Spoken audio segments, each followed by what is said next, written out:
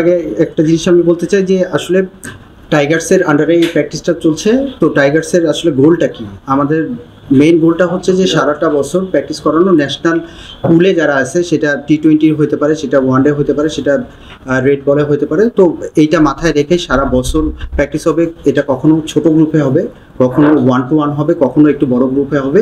তো এটা মাথায় রেখেই আসলে সারা বছর কীভাবে প্র্যাকটিস করানো যায় এবং ভালো অবস্থায় প্রিপারেশন নিয়ে যেন তারা থাকতে পারে এবং ওখানে যে পারফর্ম করতে পারে, এটাই হচ্ছে টাইগার্সের মেইন গোল।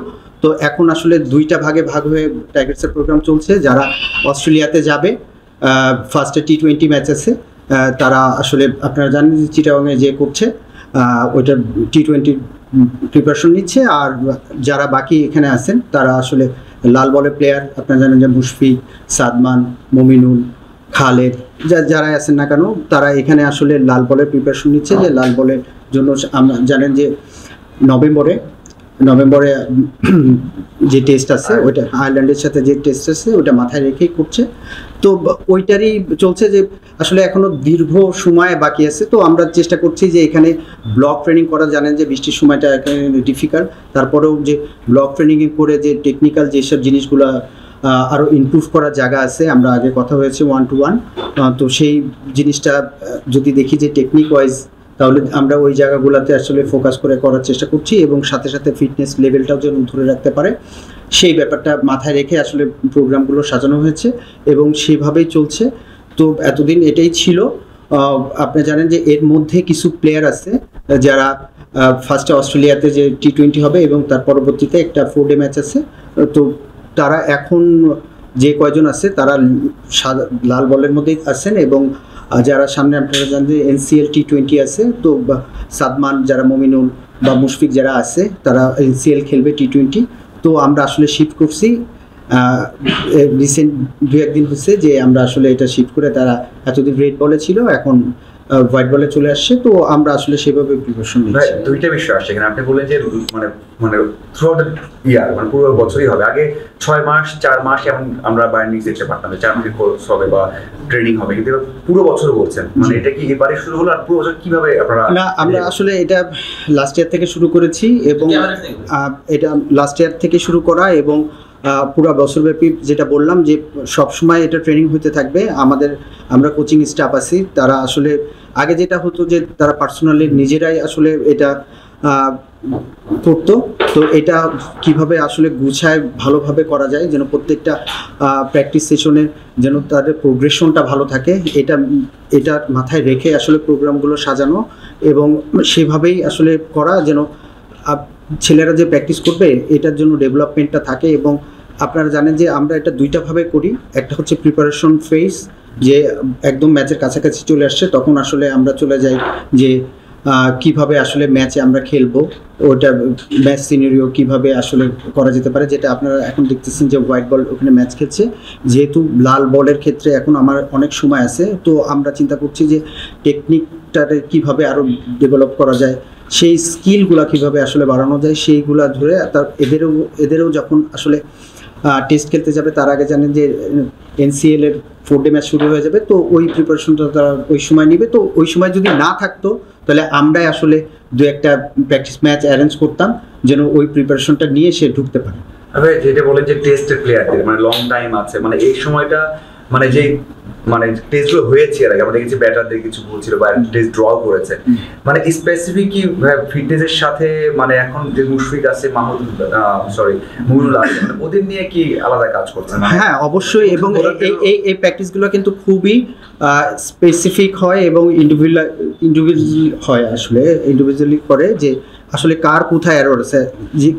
যদি সাদমানের ডিফেন্স ভালো থাকে, তার তো আননেসেসারি ডিফেন্সের জন্য অনেকটা সেশন আসলে করার দরকার নেই। আসলে যেসব এরিয়াতে আমরা আসলে কথা বলা হয়েছে এবং যেসব এরিয়াতে আমরা আগে প্ল্যান করেছি যে যেসব এরিয়াতে আসলে ডেভেলপমেন্টের দরকার, যেখানে স্কিলের আসলে মডিফাই করা দরকার আছে বা অ্যাডজাস্টমেন্টের দরকার আছে, সেই জায়গাগুলোতে কাজ করছি। এখন আমরা ইনডোর বেস করছি, এরপরে আস্তে আস্তে যখন আমরা যত ম্যাচের কাছাকাছি যাবে আমরা এটা নেট করব, তারপর আস্তে আস্তে ম্যাচের মধ্যে ঢুকবো। তো এইভাবে আসলে প্ল্যান করা থাকে। বাংলাদেশ টিমের রেড বল হোক হোয়াইট বল হোক, সবচেয়ে বড় সমস্যা হচ্ছে ব্যাটিং থাকে। তো ব্যাটিং নিয়ে আপনাদের স্পেসিফিক কোনো প্রোগ্রাম আছে কিনা? আরেকটা বিষয় হচ্ছে যে এমনি নর্মাল প্র্যাকটিসের চেয়ে ম্যাচ প্র্যাকটিসটার বড় হিসাবে আপনারা দেখেন, এটা খুব গুরুত্বপূর্ণ বিষয়। তো ম্যাচের দিকে আসলে কোনো গুরুত্ব মানবিক দিচ্ছেন কি কি ম্যাচ আছে সামনে বাংলাদেশের প্লেয়ারদের জন্য? এ টিম, এইচপি, এই টিমের যেটা জানেন যে অস্ট্রেলিয়াতে যাচ্ছে, যেখানে T20 খেলা হবে এবং তারপর 4 ডে আছে। তো এটার একটা এই টিমের এটাই প্রোগ্রাম আছে। আর ডোমেস্টিকে যেটা আছে যে এই ছেলেগুলা T20 খেলবে, NCL খেলবে, তারপরে NCL এর 4 ডে ম্যাচ আছে। তো আমার কাছে মনে হয় যে প্রিপারেশন নেওয়ার জন্য যথেষ্ট জায়গা আছে, যেসব জায়গায় সে আসলে নিজের তৈরি করতে পারবে ইন্টারন্যাশনালের জন্য। অবশ্যই এটা যখন কোনো প্র্যাকটিস হয় তখন যে ব্যাটসম্যান থাকে বা যে বলার থাকবে, পেস বলার বা স্পিনার বলেন, তাদের নিজস্ব কিছু গোল থাকে, ওইটা অ্যাচিভ করার জন্য আমরা চেষ্টা করি। ওইটা টেকনিক্যাল হতে পারে, ওইটা মেন্টাল কোনো কিছু যদি ওইটার সাথে সাথে মনে হয় যে টাচ করার দরকার আছে, বা যদি বলেন যে ট্যাকটিস কোনো জিনিস দরকার আছে যেটা ব্লকের মধ্যেও আমরা আসলে করতে পারি। তো এই জিনিসগুলো মাথার মধ্যে থাকে এবং আসলে ওইভাবেই করা হয়। প্র্যাকটিস করবে, যেটা অনেক ঘাম ঝরাইলাম, অনেক কিছু করলাম, কিন্তু দিন শেষে আসলে কোনো পারপাস না থাকলে তো আসলে প্রোগ্রেশনটাও বোঝা যায় না, ডেভেলপমেন্টটাও বোঝা যায় না। তো আমরা আসলে এই জিনিসগুলো মাথায় রেখেই করি। এবং ব্যাটসম্যানদের জন্য যেটা বললেন, যারা নতুন বলে খেলবে তাদেরকে আসলে প্রতিদিনই নতুন বলে খেলানো হয়। বা এই ছেলেটা যখন সাদমান যখন আসলে লম্বা সময় ধরে খেলে ফেলবে, তখন মিডিলে যখন খেলবে তখন আসলে বল রিভার্স করতে থাকে, তখন আসলে কিভাবে খেলবে। তো এই জিনিসগুলা নতুন বলে তাকে খেলানো হচ্ছে। আবার কোনো দিন দেখা যায় যে হ্যাঁ বলটা একটু পুরানো হয়েছে, ওইখানে সুইং করে সেই সময়, বা বলটা বেশি পুরানো হয়ে গেছে, রিভার্স করতেছে। তো বা কোনো দিন দেখা যায় যেমন গামিনীর সাথে আমার কথা হয়, যদিও এটা খুব ডিফিকাল্ট, তারপরেও যে ঠিক আছে আজকে একটু ড্রাই উইকেট রেখো, আজকে নতুন বলে স্পিনাররা বল করতে। বাংলাদেশে সাধারণত খেলা হলে যেটা হয় যে সেকেন্ড ইনিংসে আমাদের স্পিনারদের দেখা যায়, মানে ব্যাটসম্যানদের দেখা যায় যে স্পিন নতুন বলেই হ্যান্ডেল করতে হয়, তখন উইকেট অনেক ডাস থাকে। তো এই যে সিচুয়েশন একটা বললাম, এরকম আমরা আসলে সিচুয়েশন ক্রিয়েট করি এবং করে তাদেরকে চ্যালেঞ্জ দিই, যেন এই চ্যালেঞ্জগুলো যেগুলো আসলে রিলেট করে আমাদের দেশে যখন টেস্ট হবে বা বাইরের দেশে যখন টেস্ট খেলতে যাব, তখন ওই চ্যালেঞ্জগুলো যেন ওরা ওই জায়গায় যে ওটা বুঝতে পারে এবং কিভাবে হ্যান্ডেল করবে এটা ধরতে পারে। এই প্র্যাকটিসগুলো আসলে এখানে করানো হয়। আবার কিছুদিন আগে সৌম্যর সাথে কথা হচ্ছিল, তিনি ইন্টারভিউতে বলেছেন আসলে টেস্টটাকে তিনি এখনো ওন করেন এবং তিনি খেলতেও চান, যদি ভবিষ্যতে তিনি সেই সুযোগটা পান। তিনি প্র্যাকটিস করছেন। তো সৌম্যর সাথে কি আপনার টেস্ট নিয়ে কোনো আলাদাভাবে কথা হয়েছে কিংবা আপনার সাথে কোনো কাজ করেছেন? সৌম্য আসলে আপনি জানেন যে GSL এ ছিল, আমরা যে সময়টা লাল বলে ট্রেনিং করছিলাম ও GSL এ ছিল। তো ও আসছে এবং আসার পরেই এখন যেটা শুরু হচ্ছে যে আমরা অলরেডি হোয়াইট বলের মধ্যে ঢুকে গিয়েছি। তো অ্যাজ এ প্লেয়ার কেউই আসলে এক ফরম্যাটে খেলতে চায় না, সেও লাল বলে খেলতে চায় এবং সে স্কিল যে লাল বলে সে ক্যাপাবল, সে টেস্টও খেলেছে। তো এটা সবাই চায় যে খেলতে চায়। এবং সে যখন লাল বলে খেলবে, লাল বল এবং সাদা বলের মধ্যে জানেন যে খেলার অনেক ডিফারেন্স আছে, ব্যাটিং অ্যাপ্রোচের মধ্যে ডিফারেন্স থাকে, মাইন্ডসেট আলাদা থাকে, প্ল্যানিং আলাদা থাকে, শটের এক্সিকিউশন আলাদা থাকে। তো জিনিসগুলো হয় তাদেরকে এই যে শিপমেন্ট আমরা তাদেরকে শিখাই যে আমি যখন লাল বলে খেলবো তখন আমার আসলে মেন্টাল অ্যাপ্রোচ কেমন থাকবে, আমি আসলে কিভাবে আমি খেলবো, আমার টেকনিকগুলো কিভাবে এক্সিকিউশন করব।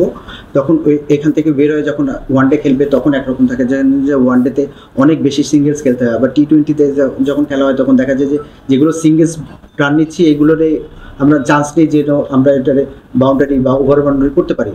তো খেলার ফরম্যাটের সাথে সাথে ব্যাটিং অ্যাপ্রোচ চেঞ্জ হয়ে যায়, শর্ট সিলেকশন চেঞ্জ হয়ে যায়, অনেক কিছুই আসলে চেঞ্জ হয়। তো অ্যাজ এ কোচ হিসাবে আমাদের দায়িত্ব যে ও যখন লাল বলে আসবে তখন একটা চেকলিস্ট থাকবে ব্যাটসম্যানদের, যে আসলে তুমি এই জিনিসগুলো তুমি ঠিক করলে তুমি আসলে এই খেলার জন্য রেডি হবা।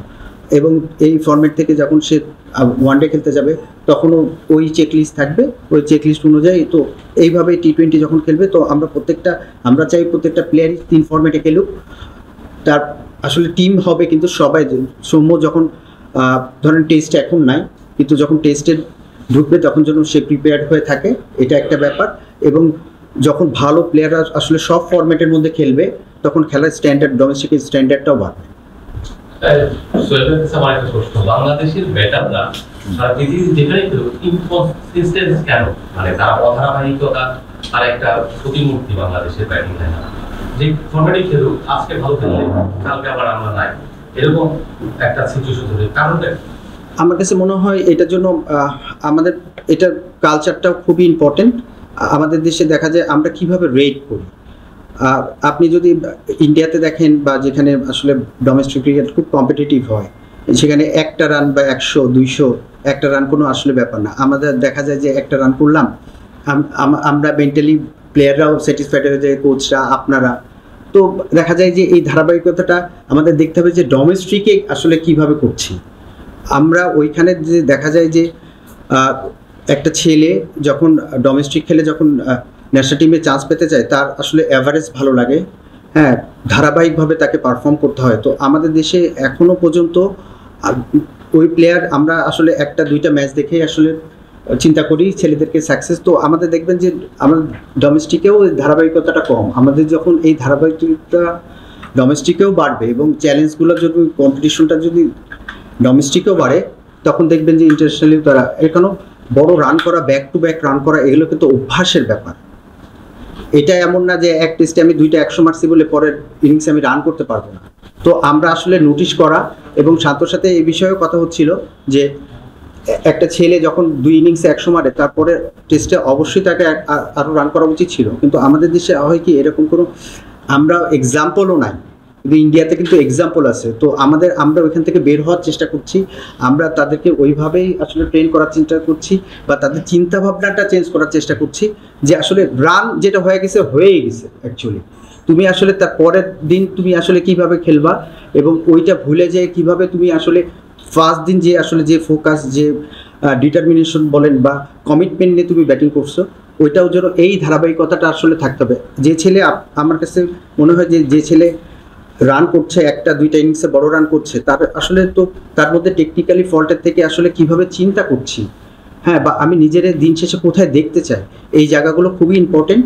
তো আমাদের এই কালচারটা ছিল না, আমাদের তো নাই কালচার, কিন্তু স্টার্ট তো করতে হবে।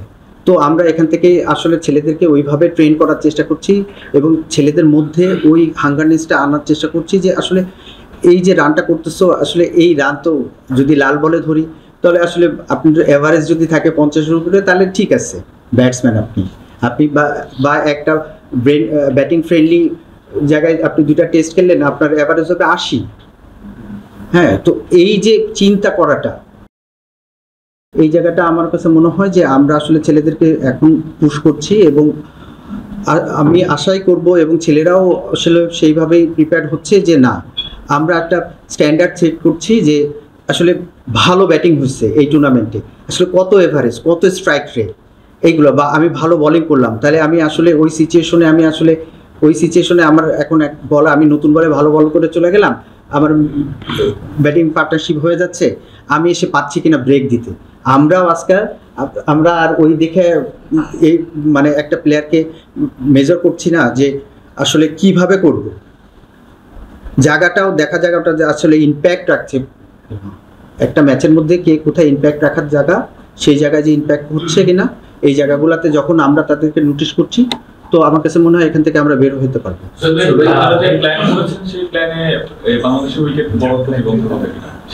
অবশ্যই এটা তো সবসময় আমরা বলে আসি যে ভালো উইকেট হলে উইকেটের পরে ডিপেন্ড করে আসলে একটা ব্যাটসম্যানের ব্যাটিং প্যাটার্নটা কেমন হবে। তো যেহেতু যদি লো বাউন্স উইকেট হইতে থাকে, তাহলে ব্যাটিংটাও আসলে ওরকম হয়ে যায়, সেখানে শর্টস খেলতে ব্যাটসম্যানরা রিস্ক নিতে ভয় পায়। আপনি যখন শর্টস খেলতে যাবেন তখন আপনার কিছু রিস্ক তো নিতে হবে। তো দেখা যায় যে এইটা ব্যাটিংয়ে যেটা মানে আমরা অ্যাফেক্টেড, যে আমাদের ব্যাটিং প্যাটার্নের মধ্যে এটা খুবই এটা ঢুকে পড়ে এবং আমরা সাফার করতে থাকি।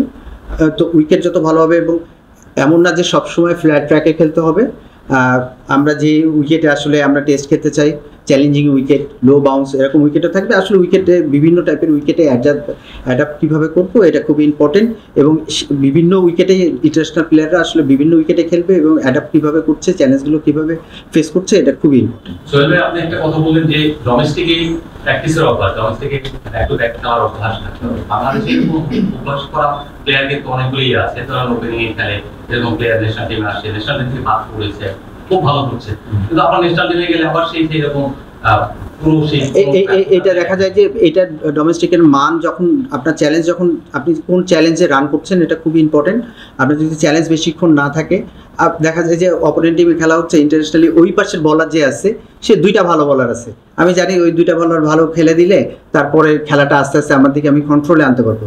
কিন্তু ভালো যেসব জায়গায় ডোমেস্টিক ক্রিকেট হয় দেখা যায় যে ওইটার মধ্যে 5টা বলার মধ্যে 4টা বলার আসলে ভালো, লম্বা সময় ধরে থ্রেট করছে। তো এই জায়গাগুলোতে ব্যাটসম্যানদের জন্য রান করা সহজ হয়ে যায়।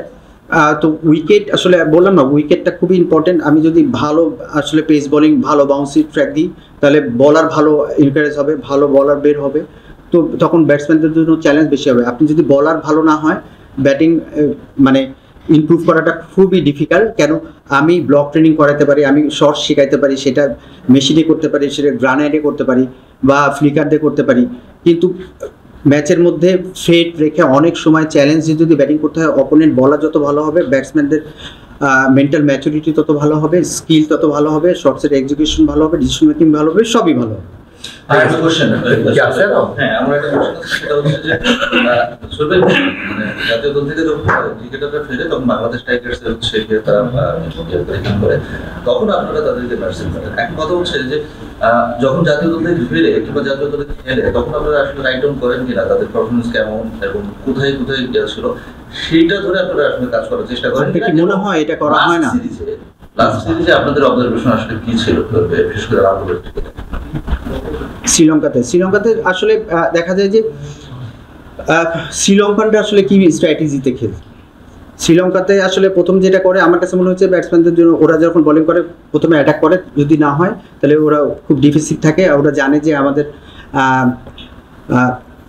ধৈর্য কম, তো ওরা চিন্তা করে যে আমরা এই সময় বোলিং পার্টনারশিপ করি, আমরা খেলাটারে আমাদের কন্ট্রোলের মধ্যে নিয়ে আসি, আমাদের ভুল করার সম্ভাবনা আছে। তো এই জিনিসগুলো আসলে আপনি যেটা বললেন যে আমরা আসলে অ্যানালিসিস করি কিনা, অবশ্যই অ্যানালিসিস করি, এবং তারা আসলে কিভাবে চিন্তা করতেছে। আমরা তাহলে টাইগার্সে যখন প্র্যাকটিস হয় এবং লাল বলের ক্ষেত্রে যেটা হয়, আমি অনেক সময় ধরে ব্যাটিং করাই। এটার কারণ হচ্ছে যেন আমি 2 ঘন্টা, আমি তারপরে এসে লাঞ্চের পরে আবার ব্যাটিং করবো 2 ঘন্টা, আমি দেখি যে ডিসিশন মেকিংটা ঠিক আছে কিনা। আমি কতক্ষণ ধরে, কেন ওদের সাথে খেলতে গেলে আপনার পেশেন্স ভালো থাকতে হবে, আপনার ডিসিশন মেকিং ভালো থাকতে হবে। আপনি যেটা ধরেন, আপনি যেটা মানলেন, যেটা নর্মালি অন্য দেশের সাথে হলে 4 হয়ে যায়, ওটা দেখা যায় একটা ফিল্ডার দিয়ে রাখছে এবং ফার্স্ট ওভারেই থাকে যে এদিকে ফিল্ডার দিয়ে রাখে, মারে 1 হয়, তো ওরা আমাদের সাথে এইটাতে খেলে। তো আমরা চিন্তা করি যে ঠিক আছে, যে আমরা আসলে কীভাবে প্রফেশনে 1 হলে 1 হবে, কিন্তু আমরা ওইটা ইম্প্রোভাইজ খেলতে যাবো না, কারণ লাল বলে ইম্প্রোভাইজ খেলার কোনো চান্সই নাই। যেটা বল রান হলে হবে, না হলে হবে না, কেন এটা একটা লম্বা সময়ের খেলা। তো অবশ্যই এগুলো নিয়ে চিন্তা করা হয় এবং এভাবেই প্ল্যান করা হয় যে আসলে কিভাবে করবো। ওকে।